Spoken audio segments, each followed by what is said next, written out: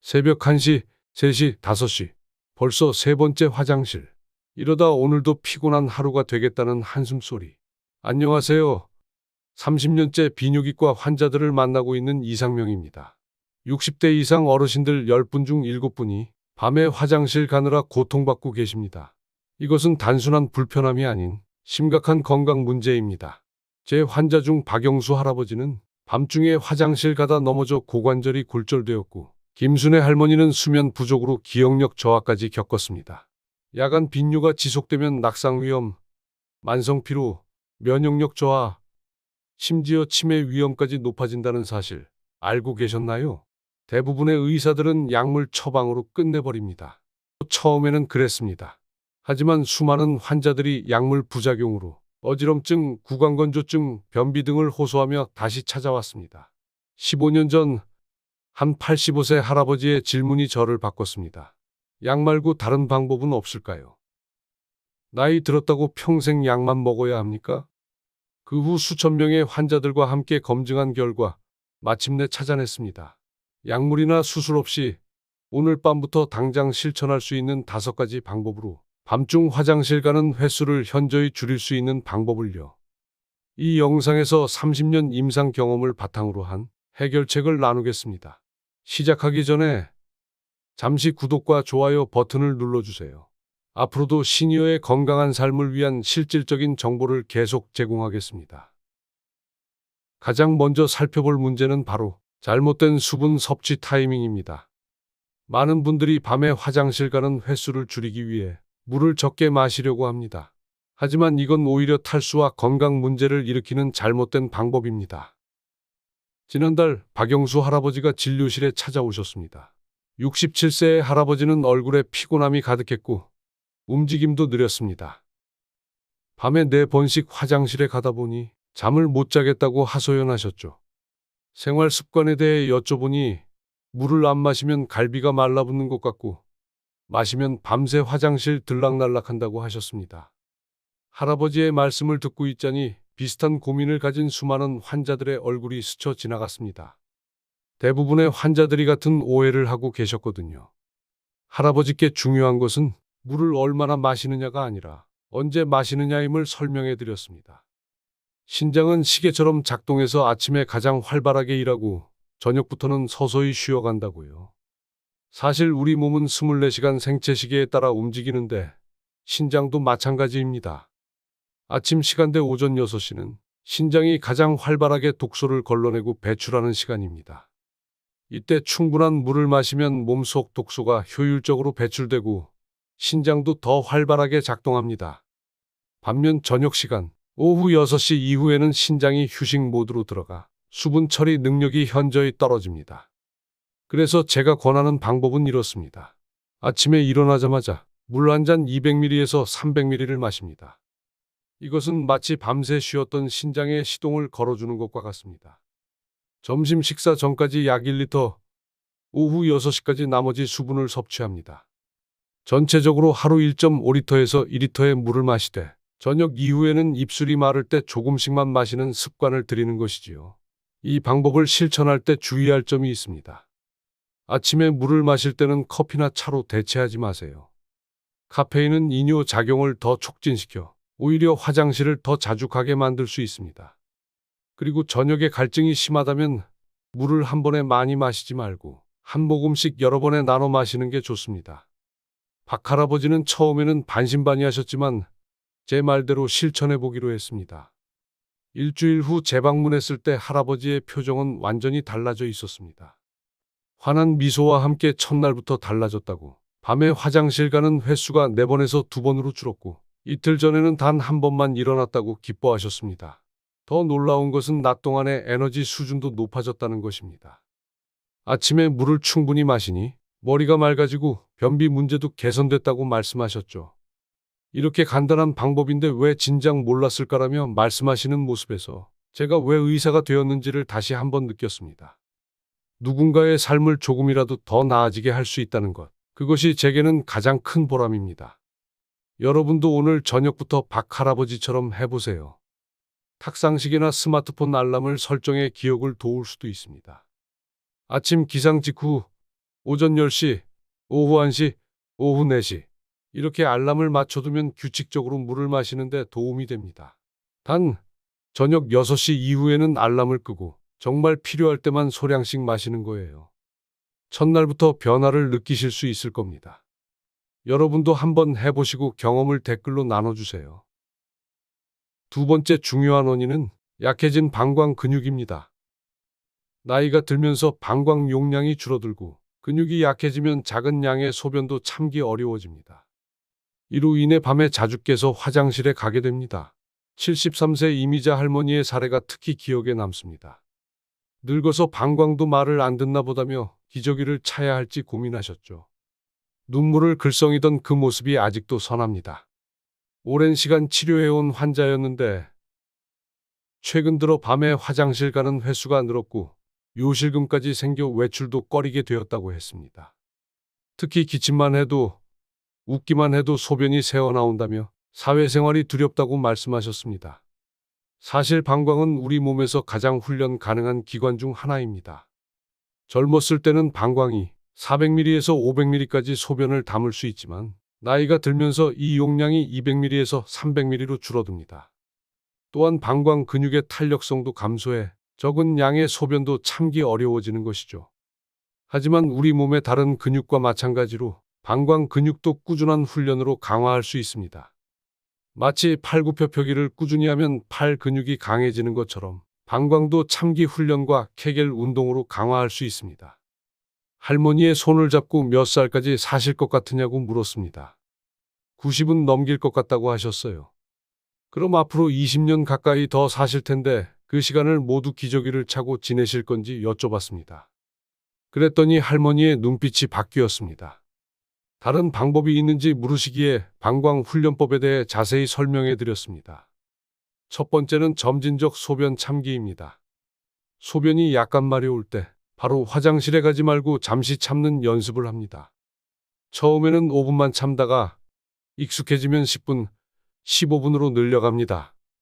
이렇게 훈련하면 방광이 더 많은 양의 소변을 담을 수 있게 됩니다. 두 번째는 케겔 운동입니다. 소변을 참는 근육, 즉 골반저근을 5초간 조였다가 5초간 이완하는 방식으로 10회씩 하루 3번 실시합니다. 이 운동은 남녀 모두에게 효과적이며 특히 여성분들의 요실금 예방에 큰 도움이 됩니다. 세 번째는 복식 호흡 기법입니다. 소변이 갑자기 마려울 때 깊게 숨을 들이마시고 천천히 내쉬면서 방광 근육을 이완시킵니다. 이렇게 하면 급한 소변 욕구를 잠시 진정시킬 수 있습니다. 특히 이 운동들을 할 때 주의할 점은 너무 오래 소변을 참으면 방광염의 위험이 있으니 적당히 하는 것이 중요합니다. 또한 이미 요로 감염이 있는 상태라면 의사와 상담 후에 시작하는 것이 좋습니다. 이미자 할머니는 매일 하는 것이 가능할지 걱정하셨습니다. 하지만 이 운동은 특별한 시간을 내지 않아도 일상 속에서 쉽게 할 수 있다고 설명해 드렸습니다. TV를 보면서, 설거지를 하면서, 버스를 기다리면서도 케겔 운동은 가능하니까요. 아무도 모르게 할 수 있는 것도 큰 장점입니다. 처음엔 반신반의하셨지만 간절함이 있으셨던 것 같아요. 2주 후 재방문했을 때 이미 변화가 눈에 띄었습니다. 밤에 2번만 일어나고 화장실까지 급하게 뛰지 않아도 참을 수 있어서 좋다고 하셨어요. 6주 후에는 놀라운 변화가 있었습니다. 밤에 일어나는 횟수가 1번으로 줄었고 요실금 문제도 크게 개선되었습니다. 또한 방광 용량이 늘어나 낮에도 화장실 가는 빈도가 줄었다고 하셨죠. 마지막 방문 때 할머니는 이제 영화관도 다시 다닐 수 있을 것 같다며 인생이 돌아왔다고 말씀하셨습니다. 방광 근육 강화는 당장 오늘부터 시작할 수 있습니다. 소변이 마려우면 시계를 보고 5분만 참아보세요. 다음에는 7분, 10분으로 늘려가 보세요. 그리고 케겔 운동 꼭 해보세요. 아침에 일어났을 때, 점심 식사 후, 저녁 TV 볼 때 이렇게 하루 3번만 실천해도 놀라운 효과를 경험하실 수 있습니다. 세 번째 원인은 잘못된 저녁 식단입니다. 특정 음식과 음료는 방광을 자극하고 소변량을 늘려 밤중에 화장실에 자주 가게 만듭니다. 70세 김정호 할아버지의 첫 방문이 기억납니다. 밤에 화장실 가는 게 힘들어도 소주만큼은 포기 못한다며 단호하게 말씀하셨죠. 평생 매운 음식과 짠 음식을 즐기셨고 40년 넘게 저녁 식사 후 소주 한 잔이 습관이 되셨다고 했습니다. 할아버지의 생활 습관을 자세히 들어보니 커피를 하루에 2잔 마시고 저녁마다 김치찌개나 된장찌개 같은 짠 국물 요리에 소주 한 2잔을 곁들이셨습니다. 또한 취침 직전에도 물을 한 컵씩 마시는 습관이 있었죠. 식단과 야간 빈뇨의 관계는 많은 분들이 간과하는 부분입니다. 우리가 먹고 마시는 것이 방광에 직접적인 영향을 미친다는 사실을 알면 놀라실 겁니다. 마치 자동차에 어떤 연료를 넣느냐에 따라 엔진 성능과 주행 거리가 달라지는 것과 같습니다. 할아버지께 소주를 완전히 끊으라는 게 아니라 조절해 보자고 제안했습니다. 음식과 음료가 밤중에 화장실 가는 횟수에 미치는 영향을 차에 연료를 넣는 것에 비유했죠. 고급 연료를 넣으면 차가 잘 달리고 나쁜 연료를 넣으면 시동이 자주 꺼지는 것처럼 말이에요. 제가 설명한 야간 빈뇨를 악화시키는 주요 음식들은 다음과 같습니다. 카페인은 대표적인 방광 자극제입니다. 커피, 녹차, 홍차, 콜라, 초콜릿에 들어있는 카페인은 방광 근육을 자극해 소변 욕구를 증가시킵니다. 특히 오후 2시 이후에 마신 카페인은 밤 시간대까지 영향을 미칠 수 있습니다. 알코올은 강력한 이뇨 작용을 합니다. 술 한 잔에 그 양의 약 1.5배의 소변이 생성되기 때문에 저녁에 술을 마시면 밤중에 화장실에 여러 번 가게 됩니다. 또한 알코올은 깊은 수면을 방해해 얕은 수면 상태에서 쉽게 깨게 만드는 이중 효과가 있습니다. 짠 음식은 갈증을 유발해 더 많은 물을 마시게 만듭니다. 또한 체내 수분을 끌어당겨 부종을 일으키고 이 수분이 밤에 누우면 혈액으로 재흡수되어 소변량을 증가시킵니다. 김치찌개, 된장찌개, 라면 같은 짠 국물 요리는 특히 조심해야 합니다. 매운 음식과 향신료도 방광을 자극합니다. 고추, 후추, 강황 같은 향신료는 방광 점막을 자극해 소변 욕구를 증가시킬 수 있습니다. 이뇨 작용이 강한 식품으로는 수박, 참외, 샐러리, 파인애플 등이 있습니다. 특히 저녁에 이런 음식을 많이 먹으면 밤중에 소변량이 증가할 수 있습니다. 반면 야간 빈뇨를 개선하는 데 도움이 되는 식품들도 있습니다. 단백질이 적당히 포함된 가벼운 저녁 식사는 밤중 소변 생성을 줄이는 데 도움이 됩니다. 닭가슴살, 생선, 두부 등이 좋은 선택입니다. 마그네슘이 풍부한 식품은 방광 근육을 안정시키는 효과가 있습니다. 현미, 견과류, 녹색 잎채소에 마그네슘이 풍부하게 들어 있습니다. 또한 저녁 식사는 취침 3시간 전에 마무리하는 것이 좋습니다. 이렇게 하면 음식물이 충분히 소화되고 수분이 흡수되어 밤중에 화장실 가는 횟수를 줄일 수 있습니다. 김 할아버지는 40년 습관을 어떻게 바꾸냐며 굉장히 회의적이었습니다. 그래서 한 번에 다 바꾸라는 게 아니라 단계적으로 하나씩 바꿔보자고 제안했습니다. 첫 주에는 저녁 커피만 끊고 2번째 주에는 저녁 소금 양을 반으로 줄이고 3번째 주에는 소주를 평일에는 끊고 주말에만 한 잔으로 제한하는 식으로요. 한 달 후 재방문했을 때 김 할아버지의 변화는 놀라웠습니다. 40년 넘게 마셔온 소주를 줄였더니 밤에 화장실 가는 횟수가 반으로 줄었다고 말씀하셨습니다. 소주 대신 잠을 선택했더니 아침에 일어날 때 머리도 맑고 기분도 좋다고 하셨죠. 게다가 짠 음식을 줄이니 얼굴과 발목 부종도 줄어들었다고 합니다. 이제는 주말에 한 잔 마시는 소주가 더 맛있게 느껴진다며 절제의 기쁨을 알게 되었다고 웃으시더군요. 여러분도 오늘 저녁부터 식단을 조금만 바꿔보세요. 처음부터 완벽할 필요는 없습니다. 저녁 식사에서 소금 사용을 평소의 반으로 줄이는 것부터 시작해보세요. 국물을 적게 먹고 밤 9시 이후에는 아무것도 먹지 않는 습관을 들이는 것도 좋습니다. 그리고 저녁 6시 이후에는 카페인과 알코올을 피하는 것만으로도 큰 변화가 시작됩니다. 여러분도 변화를 느껴보시기 바랍니다. 영상이 도움이 되셨다면 좋아요와 구독 부탁드립니다. 4번째 원인은 하체 부종입니다. 많은 어르신들이 다리 붓기를 경험하시는데 이 체액이 밤에 눕게 되면 혈액으로 재흡수되어 소변량을 증가시킵니다. 75세 최영자 할머니는 다리 붓기와 함께 야간 빈뇨로 고생하고 계셨습니다. 하루 종일 앉아 있거나 서 있는 시간이 많아 저녁이면 발목이 몹시 부어 있었죠. 신발을 신으면 발목에 자국이 생길 정도였고 밤에는 4번씩 화장실에 가야 했습니다. 다리 붓기와 밤에 소변을 자주 보는 것이 관련이 있다고는 상상도 못했다고 하셨습니다. 이 현상은 의학적으로 야간 이뇨증이라고 부르는데 낮 동안 하체에 고인 체액이 밤에 누우면 혈류로 재흡수되어 소변량을 증가시키는 것을 말합니다. 특히 심장 기능이 약해지거나 정맥순환이 원활하지 않은 노년층에게 흔히 나타납니다. 할머니의 말씀을 듣고 제가 검사실에서 간단한 실험을 해보았습니다. 저울에 서게 한 다음 20분간 다리를 심장보다 높이 올리게 하고 다시 저울에 서게 했더니 체중이 약 300g 줄었습니다. 이것은 다리에 고여있던 체액이 약 300ml가 몸속으로 돌아갔다는 의미입니다. 만약 이 과정을 낮에 하지 않으면 밤에 누웠을 때 이 체액이 한꺼번에 혈류로 흡수되어 신장으로 가고 결국 밤중에 소변으로 배출되는 것입니다. 최할머니의 눈이 동그래졌습니다. 하체 순환을 개선하는 방법은 생각보다 간단합니다. 가장 효과적인 방법은 오후 4시경에 20분간 다리를 심장보다 높이 올려 휴식을 취하는 것입니다. 소파나 침대에 누워서 다리 아래에 베개 2-3개를 받치면 됩니다. 이렇게 하면 중력에 의해 다리의 고인 체액이 다시 심장으로 돌아가게 됩니다. 두 번째로는 압박 스타킹 착용입니다. 의료용 압박 스타킹은 발목에서 무릎으로 갈수록 압력이 점차 줄어들어 다리의 혈액과 림프액이 심장 쪽으로 올라가도록 돕습니다. 일반 스타킹이나 양말보다 효과적이지만 부담스럽다면 약국에서 판매하는 일반 압박 스타킹으로 시작해도 좋습니다. 세 번째는 발목 돌리기 운동입니다. 앉아서 발목을 시계 방향으로 10회, 반시계 방향으로 10회 돌리는 운동을 하루 3번 정도 합니다. 이 운동은 발목 주변의 혈액 순환을 촉진시켜 부종을 줄이는 데 도움이 됩니다. 마지막으로 매일 20분에서 30분간 걷기 운동을 하는 것이 좋습니다.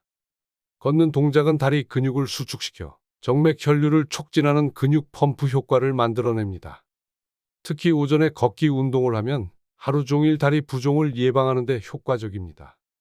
주의할 점은 다리를 올릴 때 너무 높이 올리면 오히려 불편할 수 있으니 약 20도에서 30도 정도만 올리는 것이 좋습니다. 또한 심장 질환이 있는 분들은 의사와 상담 후에 시작하는 것이 안전합니다. 최할머니는 제 조언을 따라 매일 오후 4시에 TV를 보면서 20분간 다리를 심장보다 높이 올려 휴식을 취하셨습니다. 또한 압박 스타킹을 착용하고 발목 돌리기 운동을 하루 3번, 회당 20번씩 하셨습니다. 가벼운 산책도 매일 아침 30분씩 하셨고요. 일주일 후 진료실에 오셨을 때 할머니는 무척 기뻐하셨습니다. 다리 붓기가 눈에 띄게 줄었고 밤에 화장실 가는 횟수도 4번에서 2번으로 줄었습니다. 양말을 신어도 발목에 자국이 남지 않게 되었고 다리가 가벼워져서 걷는 것도 더 편해졌다고 하셨습니다. 한 달 후에는 밤에 한 번만 일어나게 되었고 그것도 새벽 5시경이라 큰 불편함이 없다고 하셨습니다. 이 방법은 특히 다리 붓기가 있는 분들에게 효과적입니다. 오늘 저녁 TV를 보면서 20분만 다리를 올려보세요. 핸드폰 타이머를 20분으로 설정하고 좋아하는 TV 프로그램을 보면서 실천하면 쉽게 습관화할 수 있습니다. 바로 효과를 느끼실 수 있을 겁니다. 마지막 5번째 원인은 얕은 수면입니다. 깊은 수면 상태에서는 뇌가 방광의 신호를 무시하지만 얕은 수면에서는 조금만 방광의 소변이 차도 바로 깨게 됩니다.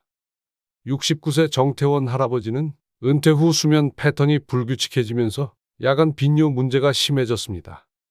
젊은 사람들처럼 밤에 휴대폰으로 뉴스도 보고 게임도 하다가 잠들고 화장실에 가느라 제대로 못 자다 보니 낮에도 피곤해서 또 낮잠을 자게 되는 악순환이라고 하셨습니다.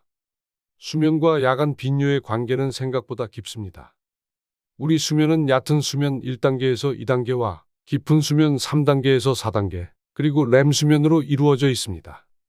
깊은 수면 동안에는 뇌가 방광의 신호를 대부분 무시합니다. 하지만 얕은 수면 상태에서는 아주 적은 양의 소변에도 쉽게 깨어날 수 있습니다. 따라서 수면의 질을 높이면 밤중에 화장실 가는 횟수를 자연스럽게 줄일 수 있습니다. 특히 블루라이트는 수면에 큰 영향을 미치는데 블루라이트를 잘 이해하려면 우리 몸의 멜라토닌에 대해 알아야 합니다. 멜라토닌은 수면 호르몬이라고도 불리는데 어두워지면 분비가 증가하고 밝아지면 감소합니다. 이 호르몬은 우리 몸에 이제 잠잘 시간이야 라고 알려주는 역할을 합니다. 그런데 스마트폰, TV 같은 전자기기에서 나오는 블루라이트는 멜라토닌 분비를 억제해 잠들기 어렵게 만들고 수면의 질도 저하시킵니다.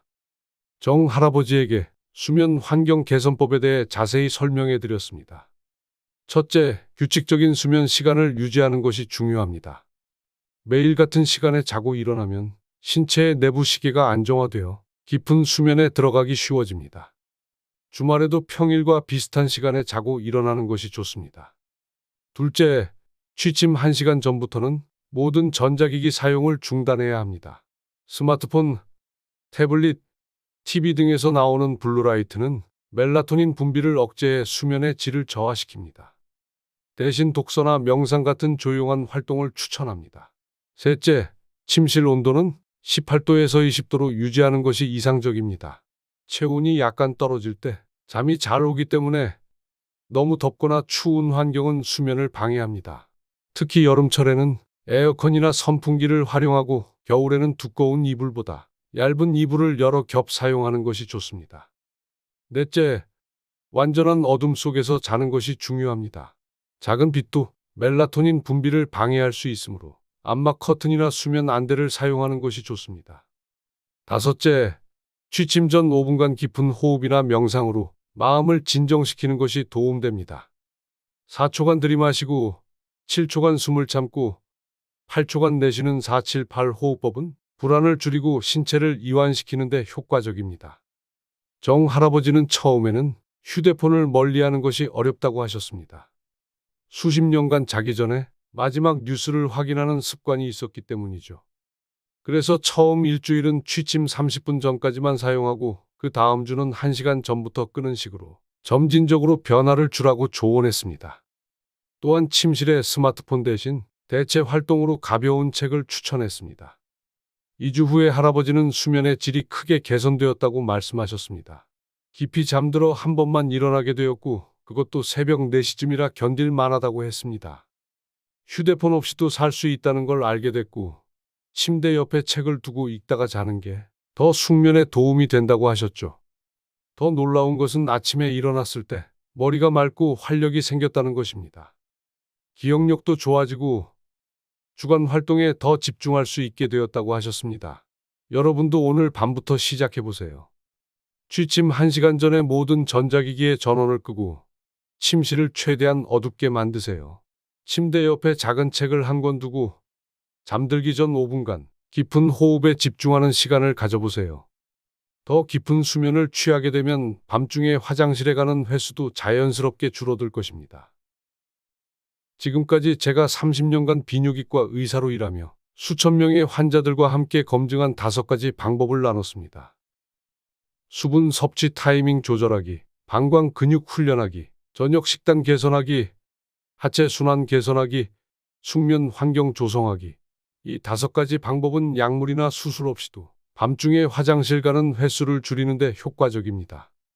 오늘 저녁부터 바로 시작할 수 있는 2가지를 추천합니다. 저녁 6시 이후 수분 섭취를 최소화하는 것과 오후에 20분간 다리를 올리고 쉬는 것이요. 이 2가지만 실천해도 첫날부터 차이를 느끼실 수 있을 겁니다. 이제 85세 강민호 할아버지의 이야기로 마무리하고 싶습니다. 15년간 야간 빈뇨로 고생하던 할아버지는 이 방법들을 2주간 실천한 후 밤중 화장실 가는 횟수가 5회에서 1회로 줄었습니다. 이제 아침에 일어나면 마치 20년이 젊어진 것 같고 잠 한 번 제대로 자니 인생이 달라졌다고 말씀하셨습니다. 인생의 황금기에 화장실 걱정으로 밤을 설치지 마세요. 작은 생활 습관의 변화로 삶의 질을 크게 높이실 수 있습니다. 오늘 밤 저녁 6시 이후에는 물을 마시지 않고 오후에 20분간 다리를 올려보세요. 그리고 내일 아침 어떤 변화가 있었는지 생각해 보세요. 여러분의 경험이 다른 분들에게도 큰 도움이 될 것입니다. 이 영상이 도움이 되셨다면 구독과 좋아요 버튼을 눌러주세요. 앞으로도 시니어의 삶의 질을 높이는 실질적인 건강 정보를 계속해서 제공해 드리겠습니다. 건강한 하루 보내시고 오늘 밤에는 편안한 숙면을 취하시길 바랍니다. 감사합니다.